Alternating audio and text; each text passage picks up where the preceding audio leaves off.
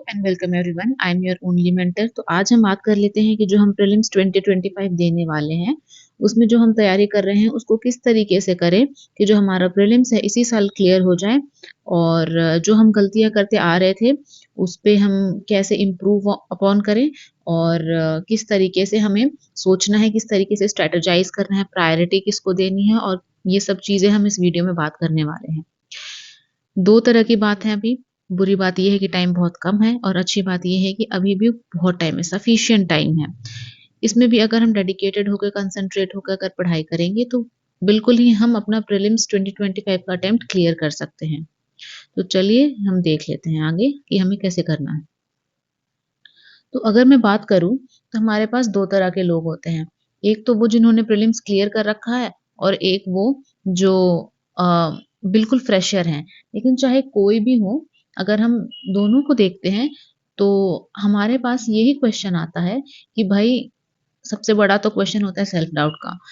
Self doubt का question कि भाई हमसे हो पाएगा कि नहीं हो पाएगा, या हम जो पढ़ रहे हैं वो सही पढ़ रहे हैं या नहीं पढ़ रहे हैं, एग्जाम वाले दिन क्या हम इसको अप्लाई कर पाएंगे नहीं कर पाएंगे, या जो हमारे पास सेल्फ कॉन्फिडेंस होता है वो बिल्कुल गिर जाता है।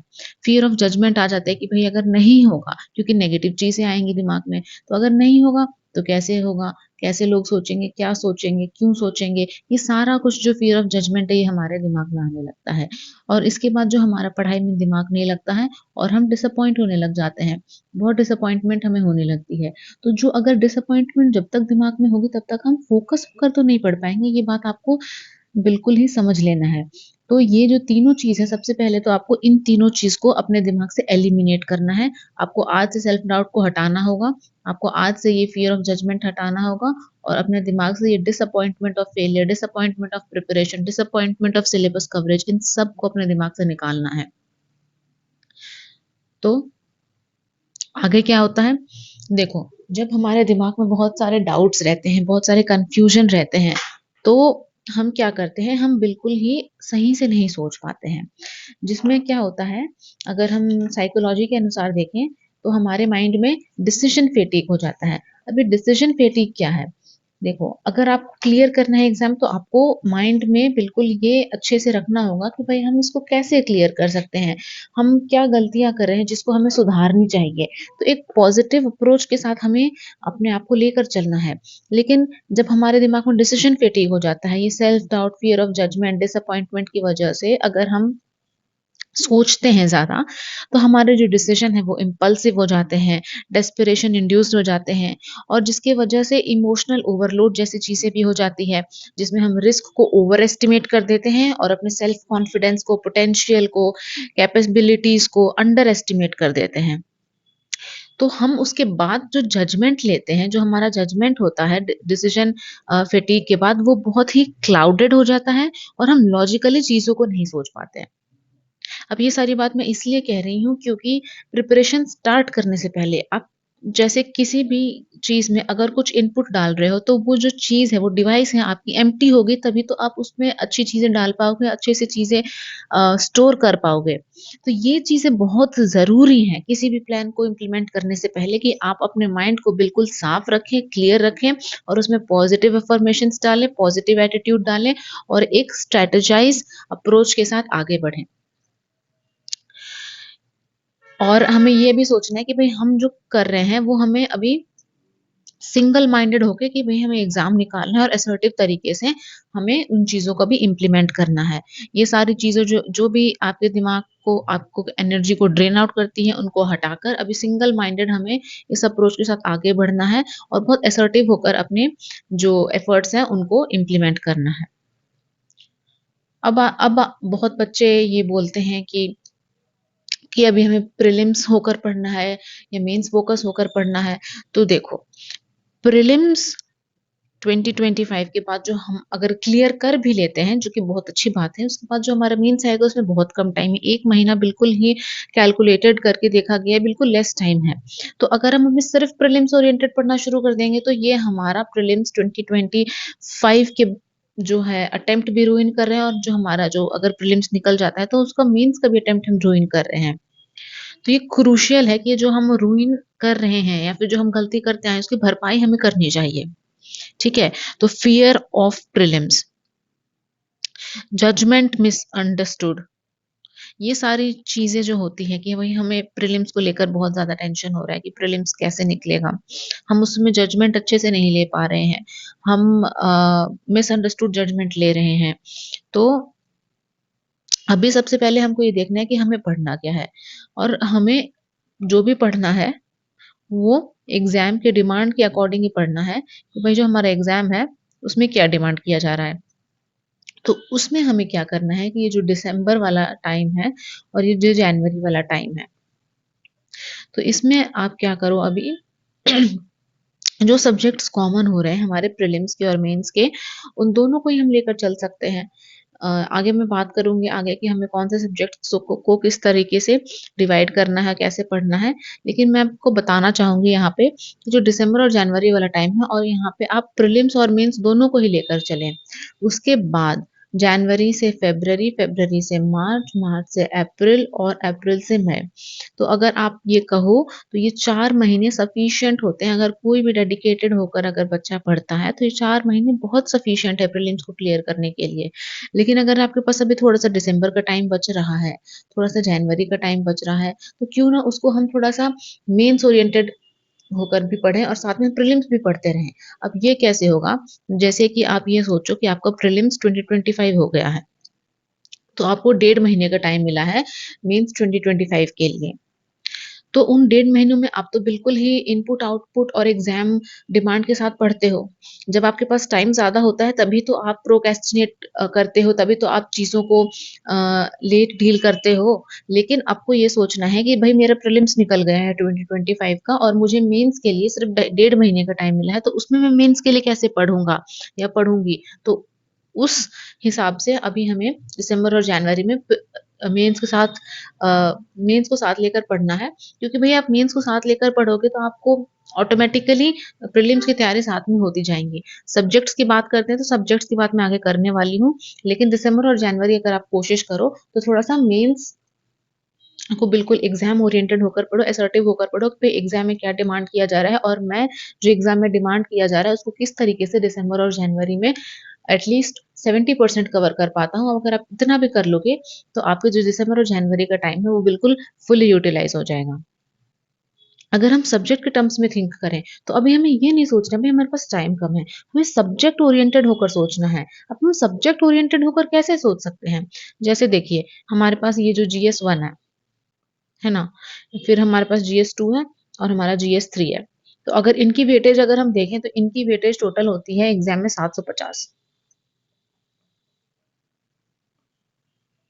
750 इसकी वेटेज होती है और जो हमारा जीएस 4 और ऑप्शनल का सब्जेक्ट है कि इसका भी हमारे पास टोटल 750 के उसमें हमारा जो है इसमें नंबर होता है। तो अभी हमें देखना क्या है देखो, हमें जो सब्जेक्ट्स उठाने हैं अभी, उसमें ये सब्जेक्ट्स होने चाहिए जो प्रीलिम्स में भी पूछे जाते हैं और मेंस में भी पूछे जाते हैं।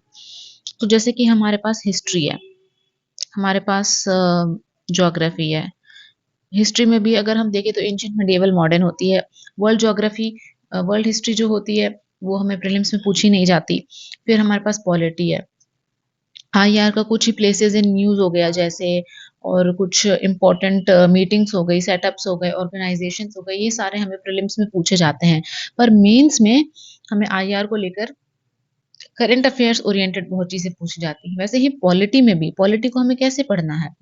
क्या हमें सारे चैप्टर्स को इक्वल टाइम देकर पढ़ना है? नहीं। जो हम पार्लियामेंट को टाइम दे रहे हैं, जो हम फंडामेंटल राइट्स को टाइम दे रहे हैं, वही टाइम हम पॉलिटिकल पार्टीज़ को नहीं अलॉट कर सकते हैं क्योंकि भई जो टॉपिक इम्पोर्टेंट है, हमें एग्ज़ाम के लिए पढ़ना है, तो जो टॉपिक इम्पोर्टेंट है, एग्ज़ाम ओरिएंटेड है, हमें उन टॉपिक्स को उस सब्जेक्ट में उसी तरीके से वेटेज देनी है। तो वैसे ही इकोनॉमी है, तो इकोनॉमी में अप्लाइड इकोनॉमी आती है मेंस में और एनवायरनमेंट भी जो है अप्लाइड आता है, साइंस एंड टेक भी अप्लाइड आता है। तो मेंस में जो थोड़ी चीज़ें होती हैं वो अप्लाइड होती हैं, लेकिन प्रीलिम्स में जो चीज़ें होती हैं वो थोड़ी-सी अ, उतनी एप्लीकेशन बेस नहीं होती, क्योंकि मेंस में आपको लिखना होता है और प्रीलिम्स में आपको उन्हीं ऑप्शंस में से सिलेक्ट करना होता है। तो अभी आपको क्या करना है कि जो आपके ये जो टॉपिक्स है, कुछ हिस्ट्री है, ज्योग्राफी है, पॉलिटी है, आईआर है, इकोनॉमी है, एनवायरनमेंट साइंस एंड टेक है। तो इनको आप क्या कर लो कि इनको आप कॉन्सेप्चुअली समझ लो चीज़ों को। जो आप से मेंस में भी क्वेश्चन अगर पूछा जाए तो उसका कॉन्सेप्ट आपको क्लियर हो, तो आपको कॉन्सेप्ट क्लियर करना है, आपको बेसिक्स क्लियर करना है। तो history, geography, polity, IR, economy, science and tech and environment, इसकी आपको अच्छे से अंडरस्टैंडिंग डेवलप करनी है, आपको कॉन्सेप्ट क्लियर करना है। उसके बाद जो हमारे ये बच जाते हैं सोसाइटी, गवर्नेंस और सिक्योरिटी। ये आप 15 डेज़ या 20 डेज़ देकर भी अगर आप पढ़ोगे, तो इसमें से कुछ सिलेक्टेड टॉपिक्स होते हैं जो रिपीटेड वे में हर ईयर पूछे जाते हैं। तो अगर आप 20 डेज़ भी इसको फिर आप दे दोगे, क्योंकि बेस तो भई हमारा पॉलिटी, आईआर और ज्योग्राफी इन्हीं से सोसाइटी, सिक्योरिटी और गवर्नेंस का तैयार होता है। तो अगर आप इन बेसिक सब्जेक्ट्स का कॉन्सेप्ट अच्छे से पढ़ लोगे, तो जो आपका जो सोसाइटी, गवर्नेंस एंड सिक्योरिटी वो ऑटोमैटिकली हो जाएगा, क्योंकि उनमें कुछ चीज़ें हर ईयर रिपीटेड वे में पूछी जाती हैं, जो आप पीवाईक्यू देखोगे तो आपको समझ में आएगा। तो अभी आपको history, geography, polity, IR, economy और एनवायरनमेंट साइंस एंड टेक, इसको आपको कॉन्सेप्चुअली क्लियर करके रखना है, मेंस ओरिएंटेड और प्रीलिम्स ओरिएंटेड दोनों ही तरीके से जनवरी तक। फिर फरवरी से आपको बिल्कुल ही एकदम प्रीलिम्स मोड में होकर चलना है। जैसा कि हर टॉपर कहते हैं कि अगर आप बिल्कुल फ्रेशर हैं, तो आप 15 जनवरी तक मैक्स खींच सकते हो। लेकिन अगर आपने पहले भी प्रीलिम्स अटेम्प्ट दे रखा है या फिर आपने क्लियर कर रखा है, तो आप उसको बिल्कुल जनवरी के पूरे मंथ तक एक्सटेंड कर सकते हो। फिर अगर आपको कुछ भी समझ में नहीं आ रहा है, इन केस आपको कुछ भी समझ में नहीं आ रहा है कि भाई प्रीलिम्स ओरिएंटेड ही पढ़ना है या फिर आपको मेंस ओरिएंटेड ही पढ़ना है, कैसे पढ़ना है? तो भई देखो, अगर आपको मेंस वाला कुछ पढ़ना है और आप चाहते हो कि प्रीलिम्स ओरिएंटेड ही होकर पढ़ो, तो आपको पहले देखना होगा कि आपको हर सब्जेक्ट में क्या प्रायोरिटाइज़ करना है। प्रायोरिटी किसको देनी है, एनालाइज़ कैसे करना है और एक्ट क्या करना है। क्योंकि भई लास्ट में हमारा एक ही अल्टीमेट एम है कि हमें एग्ज़ाम निकालना है, हमें कोई बहुत बड़ा नॉलेज को लेकर चीज़ें नहीं पढ़नी है। और अगर आप मेंस की तैयारी कर रहे हो तो आप जीएस 4 और ऑप्शनल को बहुत अच्छे से कर सकते हो अभी, क्योंकि ये ही डिसाइडिंग फैक्टर होते हैं। ये 750 नंबर के आपके अराउंड हो जाते हैं। तो जो हमारे जीएस 1, 2, 3, 4 टॉपिक है वो चारों जीएस के टॉपिक आपके 750 नंबर के हो जाते हैं। तो उसमें उसको हटाकर अगर आप इसकी तैयारी करोगे जीएस 4 और ऑप्शनल की, तो आपको काफ़ी एज मिलेगा लास्ट में, जब आपके पास मेंस के लिए टाइम कम पड़ेगा। बाकी सब्जेक्ट्स की अगर हम बात करते हैं तो उनको हमें पहले प्रायोरिटाइज़ करना है। प्रायोरिटाइज़ कैसे करेंगे कि भई आपने किसी सब्जेक्ट में अभी तक कितना पढ़ा है, कितना नहीं पढ़ा है, कहाँ आपका वीक पॉइंट है, कहाँ आपका कॉन्सेप्ट क्लियर नहीं होता है, क्या आपके लिए चीज़ें ईज़ी हैं, कौन-सी चीज़ें आपके लिए डिफ़िकल्ट है, वो सारी प्रायोरिटी आपको करनी है। आपको सब्जेक्ट वाइज़ एक पेपर पे लिखना है कि भई इस सब्जेक्ट में आपका प्लस पॉइंट क्या है और आपका जो वीक पॉइंट है वो क्या है। फिर आपको एनालाइज़ करना है। एनालाइज़ आप कैसे करोगे? पीवाईक्यू को लेकर करोगे। पीवाईक्यू यहाँ बहुत-बहुत इम्पोर्टेंट हो जाता है कि भई एग्ज़ाम ओरिएंटेड क्या है। देखो, सबसे पहले तो आपको अपनी कंडीशन जाननी है कि आपकी कंडीशन क्या है। उसके बाद आपको ये जानना है कि एग्ज़ाम की डिमांड क्या है। जब आप ये दोनों समझ लोगे तभी तो आप एक्ट कर पाओगे।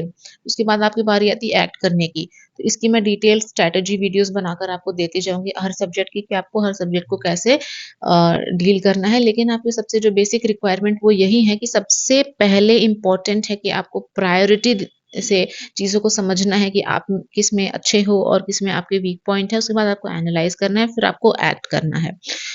अगर आप ऑप्शनल अच्छे से साथ में करते जा रहे हो और जीएस 4 में आप एथिक्स अभी पढ़ सकते हो, अगर 1 महीने जैसे दिसंबर का भी कुछ टाइम बाकी है, तो इस टाइम में अगर आप एथिक्स भी पढ़ पा रहे हो, तो फिर और ऑप्शनल भी अगर आपका क्लियर हो जाता है जनवरी 15 तक, मतलब बिल्कुल कंप्लीट हो जाता है जनवरी 15 तक, तो आप एक गुड पोज़ीशन में रहोगे। प्रीलिम्स के पॉइंट ऑफ व्यू से भी और मेंस के पॉइंट ऑफ व्यू से भी, क्योंकि अगर आप प्रीलिम्स क्वालीफाई कर लोगे, प्रायोरिटाइज़, एनालाइज़, एक्ट करके ये आपको ज़रूर करना होगा, तो फिर आपके लिए मेंस में चीज़ें आसान हो जाएँगी। अब जो मैं आपको कह रही थी कि जो सबसे इम्पोर्टेंट, जो आप यहाँ तक अगर वीडियो देख रहे हो तो प्लीज़ कमेंट करके बताएँ कि आप यहाँ तक वीडियो में कंटिन्यू रहे हो। तो उनके लिए मैं कुछ और स्पेशल चीज़ें लेकर आऊँगी आगे, आगे की वीडियोज़ में। तो अभी जो ये मैं इम्पोर्टेंट चीज़ मैं कहने जा रही थी कि यूपीएससी कंपास सीरीज़ जो आपको अपने हर सब्जेक्ट्स को लेकर करनी है, वो ये है कि आपको सबसे पहले कोई भी आप एग्ज़ाम्पल उठा लो, कोई भी सब्जेक्ट उठा लो, जैसे मैं पॉलिटी उठा लेती हूँ, तो सबसे पहले आपको कॉन्सेप्चुअलाइज़ करना है कि भई कॉन्सेप्ट्स क्या-क्या हैं।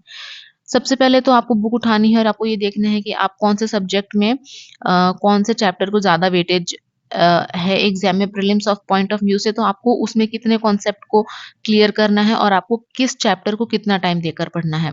जब आप कॉन्सेप्ट क्लियर कर लोगे, तो आप short notes, basic mind maps की तरह, ये भी मैं वीडियो बनाकर आपको ज़रूर दूँगी, जो बच्चे कमेंट करेंगे, उनकी बातों को प्रायोरिटी में रख के मैं अगली वीडियो उसी पर बनाऊँगी। तो आपको ऑर्गेनाइज़ करना है शॉर्ट नोट माइंड मैप्स की तरह। आपको चीज़ों को जो आपने कॉन्सेप्चुअलाइज़ किया है उसको ऑर्गेनाइज़ करना है किस फॉर्म में? माइंड मैप्स के फॉर्म में आपको उसको ऑर्गेनाइज़ करना है। आप उस ऑर्गेनाइज़ करोगे तो फिर आपको मास्टर करना है। मास्टर कैसे करोगे? आपको एक्टिव रिकॉल के थ्रू उसको मास्टर करना है। एक्टिव रिकॉल क्या होता है कि वो पढ़ाई जिसमें आप खुद ही इन्वॉल्व होके पढ़ रहे हो। ये पैसिव नहीं कि भई आप वीडियो लेक्चर देख रहे हो। वो नहीं होना चाहिए कि आप वीडियो लेक्चर देख रहे हो, बस रीडिंग पे रीडिंग लगाए जा रहे हो, नहीं। आपको उसमें एक्टिवली इन्वॉल्व होना है। जो चीज़ पूछी जा रही है, क्या मैं समझ पा रहा हूँ? जो चीज़ अप्लाई हो रही है, क्या मैं उसको भी अप्लाई कर पा रहा हूँ? तो ये चीज़ें आपको दिमाग में रखनी है। फिर आपको प्रायोरिटाइज़ करना है चीज़ों को कि एग्ज़ाम ओरिएंटेड कौन-सी चीज़ें हैं, तो उसको प्रीलिम्स और मेंस की के हिसाब से उसको प्रायोरिटी देनी है। फिर आपको एनालाइज़ करना है कि आपके वीक पॉइंट क्या है। ये आप एनालाइज़ तब कर पाओगे जब आप इतना सब कुछ कवर करने के बाद, ये सब कुछ कवर करने के बाद, जब आप अम प्रैक्टिस मॉक्स दोगे या फिर आप पीवाईक्यू को सॉल्व करोगे, तो आप जब एनालाइज़ करोगे उसमें कि भई मैं क्यों नहीं स्कोर कर पा रहा हूँ या क्या मेरा स्कोर कम है, स्कोर मैटर नहीं करता। आप अटेम्प्ट ले पा रहे हो क्वेश्चन को, ये इम्पोर्टेंट करता है, ये मैटर करता है कि भई आप अटेम्प्ट ले पा रहे हो तो क्यों ले पा रहे हो, और ऑप्शंस में आप सारे ऑप्शंस जो उसमें दिए हैं आप उनको लेकर क्लियर हो कि नहीं हो। फिर आप अगर अटेम्प्ट नहीं ले पा रहे हो, तो उसमें आप क्या कहाँ आपने कमी छोड़ी है, कहाँ आप लैग कर रहे हो, तो उसको फुलफ़िल करना है, उसकी भरपाई करनी है, ये एनालाइज़ हो गया हमारा। फिर हमें स्ट्रैटेजाइज़ करना है साइंटिफिकली कि हम जो चीज़ में लैग कर रहे हैं, वो उसको हम किस तरीके से फुलफ़िल कर पाएँ, और लास्ट में अगर आप ये करोगे तो आपको सक्सीड तो आप हो ही जाओगे। तो ये सारी चीज़ें हैं, जो अगर आप चाहो तो मैं एक एग्ज़ाम्पल के तौर पर एक सेपरेट वीडियो इस मेथड पे आकर आपको नेक्स्ट टाइम दे सकती हूँ, उसके लिए आपको कमेंट करना होगा लेकिन। तो फाइनली हमें क्या देखना है? हमें ये देखना है कि हमें नॉन सीरियस स्टडी नहीं करनी है। मतलब नॉन सीरियस स्टडी और नो नॉनसेंस स्टडी, क्योंकि हमें जो भी करना है बिल्कुल अभी असर्टिव होके एग्ज़ाम ओरिएंटेड होके एग्ज़ाम देने के लिए और बिल्कुल सिंगल माइंडेडली अप्रोच के साथ हमें चीज़ों को पढ़ना है। फिर रनिंग अगेंस्ट टाइम, टाइम तो बहुत कम है, लेकिन फिर भी ये सफिशिएंट टाइम है, ये आपको दिमाग में हमेशा रखना है।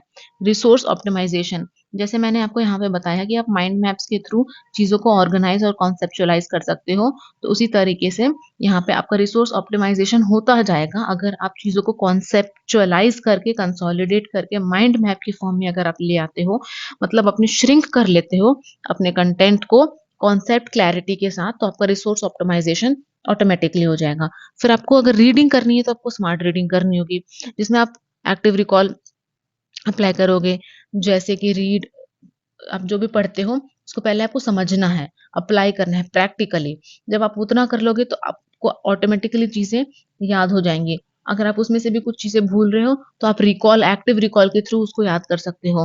तो ये एक प्रोसेस है जो आपको बहुत-बहुत हेल्प करेगा किसी भी एग्ज़ाम की तैयारी में, और यूपीएससी प्रीलिम्स में तो आपको सबसे ज़्यादा ज़रूरी यही मेथड अप्लाई करना है। फिर आपको सब्जेक्ट ऑप्टिमाइज़ेशन कि आपको फिर जनवरी तक कौन से सब्जेक्ट पढ़ने हैं और जनवरी के बाद आपको कौन से सब्जेक्ट पढ़ने हैं। जो फ्रेशर हैं वो 15 जनवरी तक मेंस अ, खींच सकते हैं, और जो बच्चे वैसे हैं जिन्होंने एक बार प्रीलिम्स दे रखा है, जिन्होंने एक बार प्रीलिम्स क्लियर कर रखा है, वो रिसोर्स ऑप्टिमाइज़ेशन पर जो है अपना फ़ोकस डाल के रखें। तो वीडियो को ज़्यादा लंबा नहीं खींचूँगी। अगर आपको कोई डाउट है, कोई क्वेरी है और आप किसी टॉपिक पर वीडियो चाहते हैं, तो आप बिल्कुल कमेंट फ्री होकर कमेंट करें। मैं नेक्स्ट उसी टॉपिक पे वीडियो बनाऊँगी, और आपको ये देखना है सबसे पहले तो अपने माइंड को क्लियर करना है, कॉन्फिडेंस बिल्ड करना है और जितने भी आपके दिमाग में जो भी लूप्स हैं, जो आपको सेल्फ कॉन्फिडेंस आपका कम कर रहे हैं, जो आपका डिटर्मिनेशन कम कर रहे हैं, जो आपका टाइम खा रहे हैं, जिसमें आप ओवर थिंकिंग कर रहे हो, उसको सबसे पहले हटाना है और इन स्ट्रैटेजीज के साथ, इन फोकस के साथ अपने प्रिपरेशन को शुरू करना है। तब तक के लिए take care and let's see in the next video and all the very best.